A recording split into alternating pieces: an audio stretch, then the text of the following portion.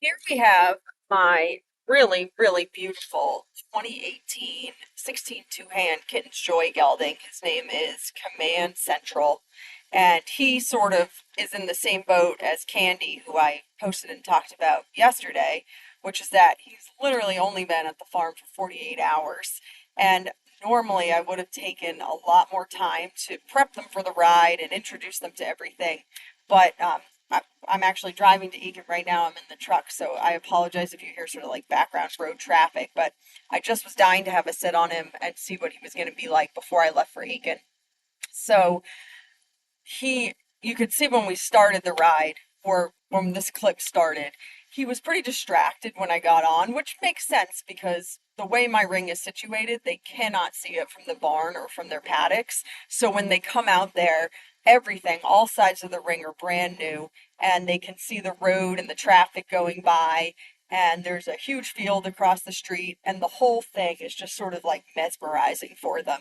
So really what I was battling was just that he just wanted to pick his head up and look at everything all around the ring, which is not a bad thing. I mean, that's just like a totally normal thing for a green horse in a new place to want to do. So at this point, I was really happy with him because he sort of just checked in with me a little bit. He started putting his attention inside the ring versus outside the ring.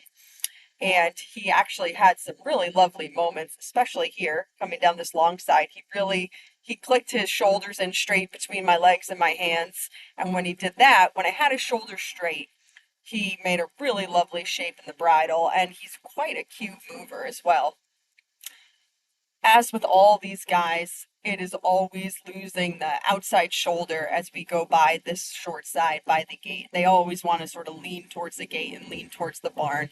Sometimes I have horses that are so ridiculous about this that they will literally just drag me sideways to the gate and I'll be stuck there and I'll have to sort of comically, it doesn't feel funny in the moment. I guess in retrospect it is. I'll have to like wait for Billy to come and get me and chase me out of the corner. He was nothing like that. A little leaning at the gate is no big deal. He was a very good boy. He let me kick him around the corner. All right, so here's a little bit in left lead canter. We sort of got it over the poles, but sort of tripping over the poles. So I decided not to put that in because it was not the most graceful step we've ever taken in our lives. But once he sort of recovered from the trip and found the canter, he did put it together and have a couple really nice moments in the left canter. And then actually he had a great trot when we came down from that canter, and I almost wanted to press on and keep asking for more, but I just sort of thought he had given me a couple really nice moments. He had started the ride sort of, a little bit mind blown at everything that was going on around him. So I just decided to let him end and be done on a really positive, happy note.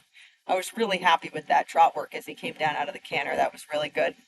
So anyway, it was a short, sweet ride.